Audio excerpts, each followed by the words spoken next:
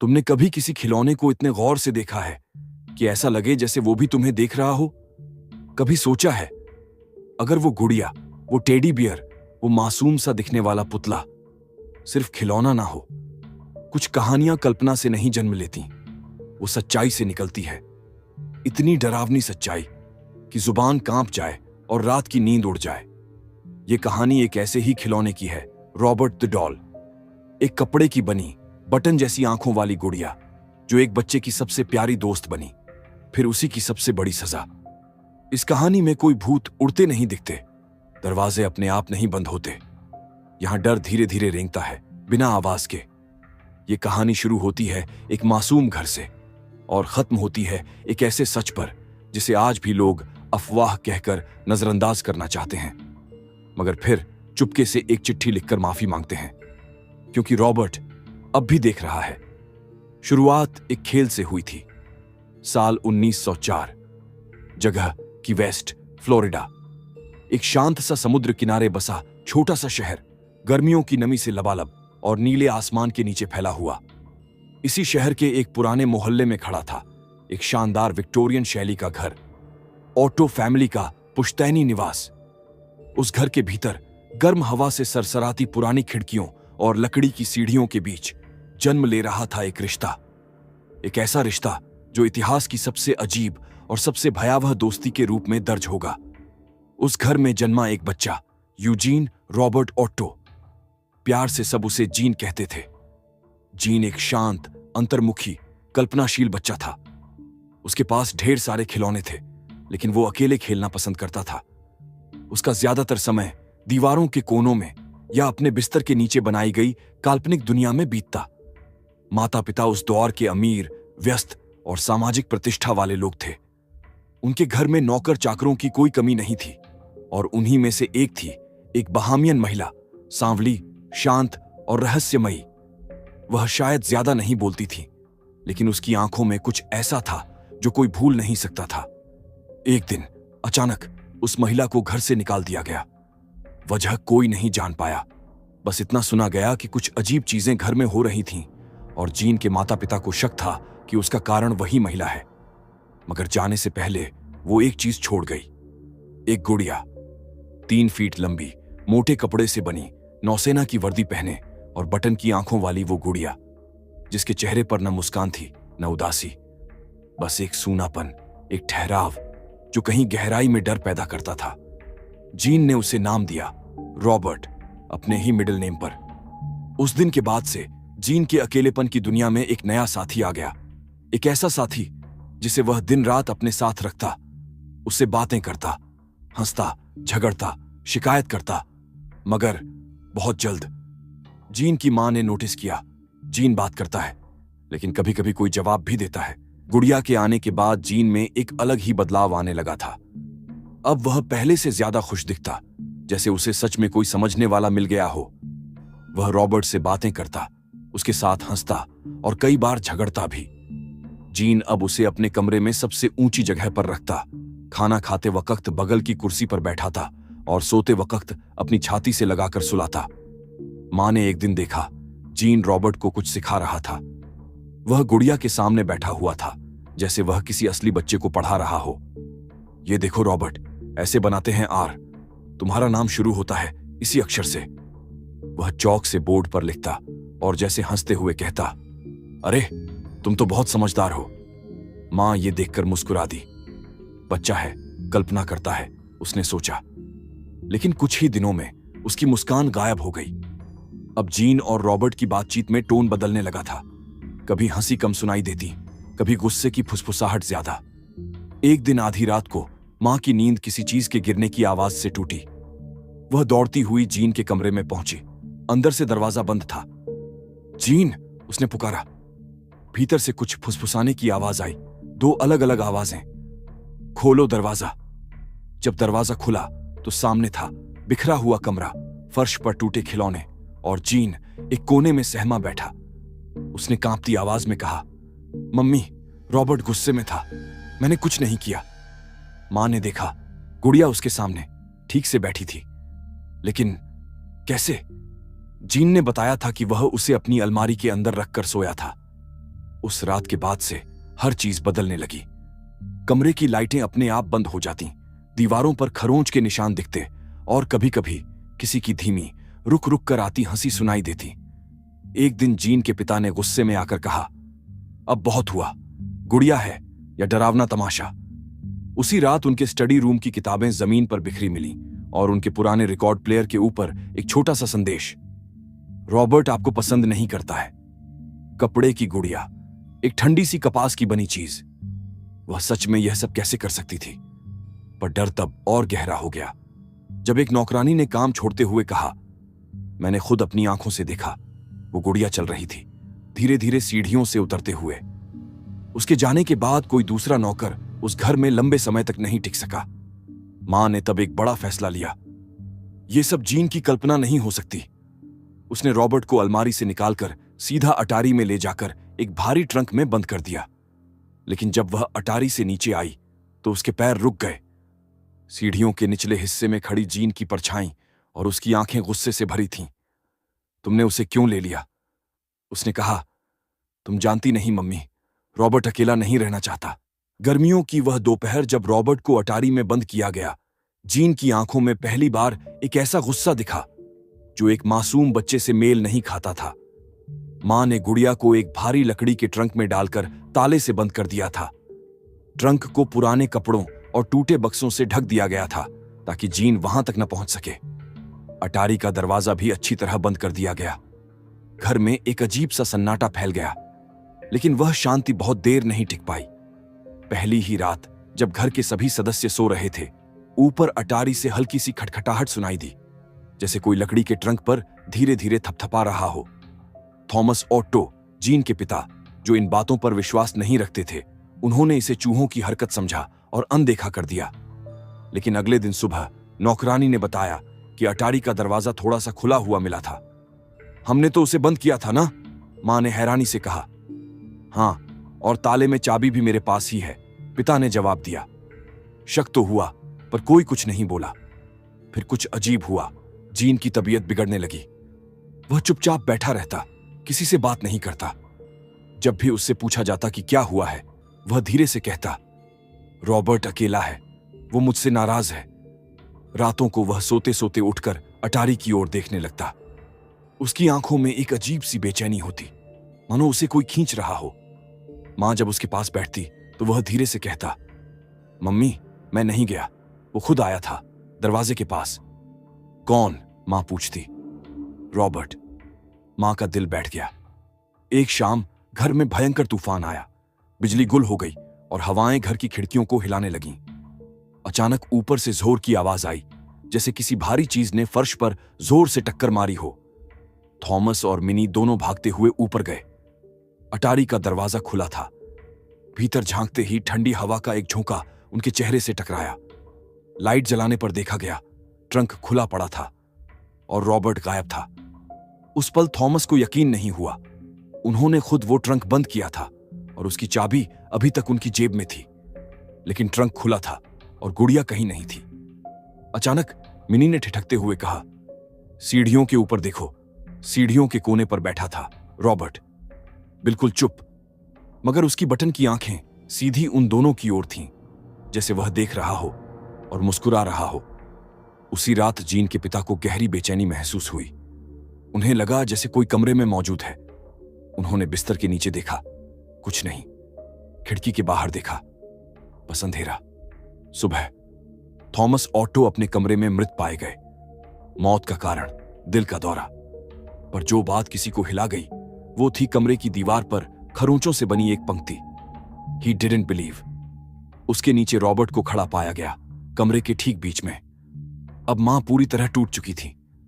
उसने जीन को कसकर पकड़ा और कहा, अब बस, रॉबर्ट तुम्हारा दोस्त नहीं है, वह कुछ और है और हम उससे छुटकारा पाएंगे। उस दिन रॉबर्ट को फिर से अटारी में बंद किया गया, इस बार नए ताले, नई जंजीरें और भारी फर्नीचर के नीचे। लेकिन कोई नहीं जानता था, जो एक बार उस गुड़िया में समा गया है, वह सिर्फ ताले से नहीं रुकता। साल बीते कि वेस्ट की वो पुरानी हवेली, जो कभी ओट्टो परिवार की शान थी, अब खामोश खड़ी थी। दीवारें धूल से ढकी, खिड़कियां जंग खाई हुई और अटारी अब भी बंद। उसके भीतर छुपा था वो राज जिससे कभी किसी ने दोबारा न छेड़ने की कसम खाई थी।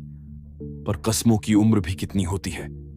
यूजीन रॉबर्ट ओट्टो अब एक परिपक्व पुरुष बन चुका था। पढ़ाई के लिए वह शहर से बाहर गया और पेंटिंग में नाम भी कमाया। उसके चित्रों में अक्सर एक अजीब बात होती, अंधेरे रंग, सूनापन और कभी कभी आंखों जैसी आकृतियां। वह लौट आया सालों बाद अपने बचपन के उस घर में। इस बार वह अकेला नहीं था, उसके साथ थी उसकी पत्नी एनी। एनी एक पढ़ी लिखी सुलझी हुई महिला थी। उसे नहीं मालूम था कि जिस घर में वह रहने जा रही है वहां का अतीत अब भी दीवारों में सांस ले रहा था। पहले कुछ दिन तो ठीक रहे। घर को नए सिरे से सजाया गया, दीवारों को रंगा गया, लेकिन एक कमरा ऐसा था जो जीन ने साफ साफ मना कर दिया। अटारी, यह हिस्सा बंद ही रहने दो, जीन ने कहा। पर क्यों? एनी ने पूछा। बस कुछ यादें हैं वहां जिन्हें मैं पीछे छोड़ चुका हूं। पर मनुष्य जितना भी भाग ले, अतीत हमेशा वापस आता है। एक दोपहर जब जीन बाजार गया हुआ था, एनी ने सफाई के दौरान अटारी का दरवाजा खोल लिया। सीढ़ियों पर धूल की मोटी परत थी, ऊपर एक गंध फैली थी, सीलन और किसी पुराने चीज की सड़न की गंध। अंदर दीवार के कोने में रखी एक बड़ी लकड़ी की पेटी थी, ऊपर से ढंकी हुई, लेकिन ताले की जंजीरें अब झंग खा चुकी थीं। किसी अनजानी जिज्ञासा ने एनी को खींचा। उसने ढक्कन उठाया और सामने था वही गुड़िया। सफेद कपड़े की बॉडी, बटन जैसी आंखें और नौसेना की पुरानी वर्दी पहने।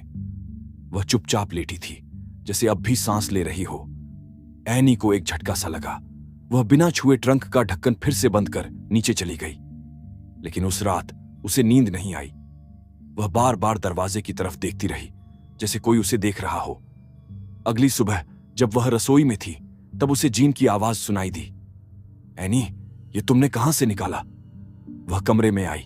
जीन हाथ में रॉबर्ट को पकड़े खड़ा था। मैं अटारी साफ कर रही थी और जीन की आंखों में कुछ बदल गया, एक अलग तरह की चमक। ये रॉबर्ट है, मेरा बचपन का सबसे अच्छा दोस्त।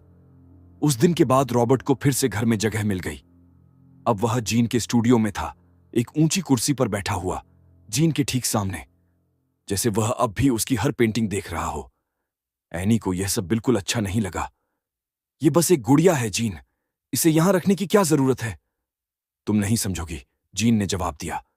वो कभी मेरा सब कुछ था और अब वो वापस आया है। धीरे धीरे जीन का व्यवहार फिर बदलने लगा। वह घंटों रॉबर्ट से बातें करता, कभी हंसता, कभी चुपचाप उसकी आंखों में घूरता। उसकी पेंटिंग अब और अंधेरी हो गई थी, रंग जैसे जानबूझकर उदासी से चुने गए हों। और एनी, उसे रात में खटखटाहटें सुनाई देती। कभी कभी दरवाजा खुला मिलता, जबकि उसने बंद किया होता। एक दिन उसने खुद रॉबर्ट को घर की सीढ़ियों पर देखा, जबकि जीन ने बताया था कि वह स्टूडियो में था। मैंने खुद रखा था उसे कुर्सी पर, जीन ने चौंक कर कहा। तो फिर वो सीढ़ियों तक कैसे आया? एनी की आवाज कांप रही थी, जवाब में सन्नाटा था। उसी रात एनी को ऐसा महसूस हुआ जैसे कोई उसका नाम पुकार रहा हो। धीमी आवाज में धीरे धीरे दोहराया जा रहा था, एनी, एनी। जब उसने पलटकर देखा तो दरवाजे के पास वही बटन जैसी आंखें चमक रही थीं। अब ऑटो हाउस फिर से वही बन रहा था, वही पुराना डर, वही अजीब सन्नाटा, और अब उस सन्नाटे में एनी की धीमी चीखें भी शामिल थीं। रॉबर्ट अब हर जगह मौजूद था, कभी स्टूडियो में, कभी सीढ़ियों पर, कभी बिस्तर के पास। और सबसे अजीब बात यह थी कि कोई नहीं मानता था कि उसे वहां रखा गया था। जीन हर बार यही कहता, मैंने उसे अपनी जगह से हिलाया नहीं। लेकिन एनी जानती थी, कुछ तो था उस गुड़िया में जो इंसान की समझ से बाहर था। एक रात एनी की नींद खुली। वह उठकर पानी पीने किचन में गई और तभी उसे लगा जैसे स्टूडियो का दरवाजा खुला है। वह धीमे कदमों से वहां पहुंची। दरवाजा अंदर से खुला था और खिड़की से चांद की हल्की रोशनी अंदर आ रही थी। रॉबर्ट कुर्सी पर नहीं था। उसका दिल जोर जोर से धड़कने लगा।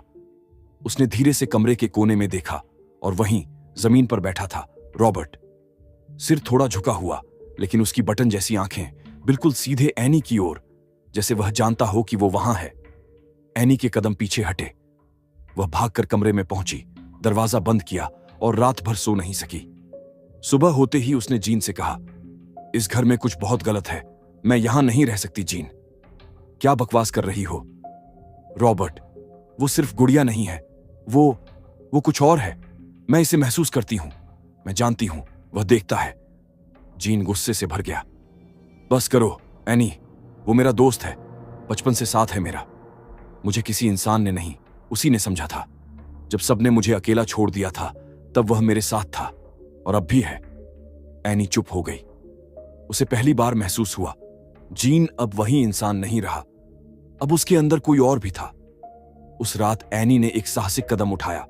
जब जीन सो गया, उसने चुपचाप स्टूडियो में जाकर रॉबर्ट को उठाया और पीछे बने स्टोर रूम में बंद कर दिया। लकड़ी का पुराना बॉक्स ढूंढा और उसमें रॉबर्ट को डालकर ऊपर से कई भारी चीजें रख दी। फिर चैन की एक लंबी सांस ली, लेकिन चैन कभी मुफ्त नहीं आता। अगली सुबह जीन उखड़ा उखड़ा था। उसने एनी से कुछ नहीं कहा, लेकिन उसकी आंखें बहुत कुछ बोल रही थीं। गुस्सा, शक और एक अनजानी जकड़न। उस दिन घर में शांति थी, पर डर नहीं गया था। रात होते ही एनी की तबीयत खराब हो गई। उसका सिर चकरा गया, सांस घुटने लगी, और जब उसने पीठ खुजाई तो उंगलियों पर खून लगा। आईने के सामने खड़े होकर उसने देखा, उसकी पीठ पर 3 लंबी खरोंचें थीं, ताजा, लाल और गहरी। जीन कमरे में आया, देखा और बस इतना बोला, तुमने उसे छुआ? एनी अब टूट चुकी थी। क्या तुम खुद नहीं देख रहे? ये क्या है? तुम क्या बनते जा रहे हो जीन? पर अब जीन के चेहरे पर भाव नहीं था, सिर्फ एक थकी हुई मुस्कान थी। तुम उसे समझ नहीं पाओगी, कोई नहीं समझता। उस रात एनी घर छोड़कर चली गई। वह सीधे अपने भाई के घर चली गई और फिर कभी वापस नहीं आई। और ऑटो हाउस अब वहां था, जीन और रॉबर्ट दोनों फिर से अकेले। ऑटो हाउस अब पूरी तरह वीरान हो गया था। दीवारों पर छड़ी नमी, खिड़कियों के बाहर झूलते पुराने पर्दे, और भीतर पसरा एक ऐसा सन्नाटा जो सिर्फ शांति नहीं, साजिश की चुप्पी थी। अब वहां सिर्फ 2 ही प्राणी रहते थे, यूजीन रॉबर्ट ऑटो और रॉबर्ट द डॉल। एनी के चले जाने के बाद जीन की दुनिया और सिमट गई थी। वह दिन रात अपने स्टूडियो में बंद रहता, पेंटिंग्स बनाता, या बस खामोशी से बैठा रहता, रॉबर्ट की तरफ देखते हुए। कहते हैं जीन की अंतिम पेंटिंग्स को देखना आसान नहीं था। उनमें चेहरे नहीं होते थे, सिर्फ आंखें। हर कैनवस में एक जैसी जोड़ी, गोल, खाली, काली आंखें, बटन जैसी। कुछ पेंटिंग्स में एक कपड़े की आकृति भी दिखती थी, सिर झुका हुआ, कंधे चौड़े और आसपास अंधेरा। कभी कभी उन पेंटिंग्स के कोनों में छोटे छोटे अक्षरों में कुछ लिखा होता था, जैसे ही वॉचेस या आई टोल्ड हिम नो। एक रात पड़ोस की एक महिला जो जीन को हफ्ते में एक बार खाना देने आती थी, दरवाजे पर खड़ी रही, घंटी बजाती रही, पर कोई जवाब नहीं आया। उसने खिड़की से झांका। जीन की स्टूडियो लाइट जल रही थी। दरवाजा धक्का देने पर धीरे से खुल गया। अंदर सड़े हुए खाने की गंध थी और एक अजीब ठंडक, जैसी किसी लंबे समय से बंद कमरे में होती है। जब वह स्टूडियो के दरवाजे तक पहुंची, भीतर का दृश्य ऐसा था जिसे वह कभी भूल नहीं पाई। जीन अपनी कुर्सी पर सीधा बैठा था, आंखें खुली थीं, लेकिन उनमें जान नहीं थी। उसका चेहरा सफेद, होठ सूख चुके, और हाथ एक कैनवस पर टिके हुए थे जिस पर कुछ अधूरा सा बना था। एक चेहरा जिसमें सिर्फ बटन जैसी आंखें थीं। और ठीक सामने टेबल पर बैठा था रॉबर्ट, कुर्सी की ऊंचाई पर ठीक वैसे ही जैसे कोई दर्शक बैठा हो। उसकी बटन की आंखें सीधी जीन के मृत शरीर की ओर। पुलिस आई, जांच हुई। मौत का कारण हार्ट अटैक बताया गया। किसी ने ज्यादा सवाल नहीं किए। किसी ने यह नहीं पूछा कि जब घर में सिर्फ जीन था तो रॉबर्ट उसकी आंखों के ठीक सामने मेज के ऊपर कैसे रखा था। किसी ने यह नहीं सोचा कि दीवार पर टंगी एक अधूरी पेंटिंग के ठीक नीचे खून के रंग से लिखी पंक्ति डोंट लॉक हिम अगेन क्या कह रही थी। जीन की मौत के बाद ऑटो हाउस को बंद कर दिया गया। मकान खाली हो गया, लेकिन जो लोग उस मोहल्ले में रहते थे वो जानते थे वह घर खाली नहीं था। कभी कभी रात को उसके ऊपरी हिस्से में कोई परछाई दिखती, कभी खिड़की से बटन जैसी आंखें झांकती। बच्चे घर के पास नहीं जाते। और फिर रॉबर्ट को म्यूजियम भेज दिया गया। यूजीन रॉबर्ट ऑटो की मृत्यु के कुछ समय बाद ऑटो हाउस को शहर के एक व्यापारी ने खरीद लिया। उसका इरादा था इस खंडहर बन चुके घर को एक आकर्षक होटल में बदलने का, लेकिन निर्माण कार्य ज्यादा दिन तक नहीं चल सका। काम करने वाले मजदूरों ने साफ कह दिया, हम उस घर में नहीं जा सकते। किसी ने कहा, हर रात मुझे ऐसा लगता है जैसे कोई मेरी पीठ के पीछे सांस ले रहा हो। किसी ने कहा, मैंने खिड़की पर एक गुड़िया को चलते हुए देखा। अंततः उस व्यापारी ने एक और निर्णय लिया, रॉबर्ट को म्यूजियम को दान कर देना चाहिए। और इस तरह रॉबर्ट दी डॉल को ले जाया गया ईस्ट मार्टेलो म्यूजियम की वेस्ट फ्लोरिडा एक विशेष कांच के केस में रखा गया ताकि उसे कोई छू न सके। पर सवाल यह था, क्या रॉबर्ट किसी के छूने का इंतजार कर रहा था या सिर्फ देख रहा था? शुरू में म्यूजियम के कर्मचारी भी हंसते थे। एक गुड़िया से डरते हैं लोग, ये सब सिर्फ कहानियां हैं। पर फिर म्यूजियम में अजीब घटनाएं शुरू हुईं। कभी कैमरा ठीक से काम नहीं करता, कभी रॉबर्ट के सामने आते ही फ्लैश अपने आप बंद हो जाता, कभी रॉबर्ट की आंखें थोड़ी सी दूसरी दिशा में हो जाती, जैसे वो देखने की जगह अब घूर रहा हो। और एक दिन एक टूरिस्ट ने रॉबर्ट की फोटो खींची बिना उसकी अनुमति मांगे। म्यूजियम की गाइड ने पहले ही चिताया था, अगर आप रॉबर्ट की तस्वीर लेना चाहते हैं तो पहले इजाजत जरूर मांगिए, वो आपको देख रहा होता है। उस आदमी ने हंसते हुए कहा, बच्चों की बातें हैं, और फ्लैश ऑन करके तस्वीर ले ली। उसी शाम उसका कैमरा जल गया। अगले दिन उसकी कार एक्सीडेंट में बुरी तरह टूट गई और उसके ठीक एक हफ्ते बाद उसका कुत्ता मर गया। कुछ हफ्तों बाद म्यूजियम को एक चिट्ठी आई, dear Robert, I am sorry, I shouldn't have taken your photo without asking, please forgive me. ऐसी एक नहीं, हजारों चिट्ठियां आने लगीं, कभी ईमेल, कभी पोस्ट से। कुछ में माफी, कुछ में मन्नतें और कुछ में डर। Robert, please stop, I will never do it again. Robert अब सिर्फ एक गुड़िया नहीं था, वह एक चेतावनी बन चुका था। आज भी म्यूजियम में उसे देखने जाने वालों को यह नियम बताया जाता है, तस्वीर लेने से पहले, may I take your picture Robert, जरूर कहें। केस को छूने की कोशिश न करें, मजाक न उड़ाएं, और सबसे जरूरी बात, अगर आपने कुछ किया तो माफी जरूर मांगिए, क्योंकि रॉबर्ट अब सिर्फ एक गुड़िया नहीं है, वो एक आत्मा की परछाई है, वो एक पलटकर देखने वाली नजर है, वो एक शाप है जिसे लोग खिलौना समझते रहे। अगर आपको रॉबर्ट की ये रहस्यमयी और सच्ची कहानी पसंद आई हो तो आपसे एक गुजारिश है, सब्सक्राइब करें गोस्ट वर्ल्ड यूट्यूब चैनल को, जहां हर शाम 6 बजे एक नई सच्ची डरावनी कहानी आपका इंतजार कर रही होती है। भूतों की सच्ची कहानियां, असली घटनाएं और वह सब कुछ जो आपको रातों को जगाए रखे, सब कुछ यहीं मिलता है। तो याद रखिए, डर अगर सच्चा हो तो कहानी बनती है, और कहानी सुनने के लिए गोस्ट वर्ल्ड ही काफी है।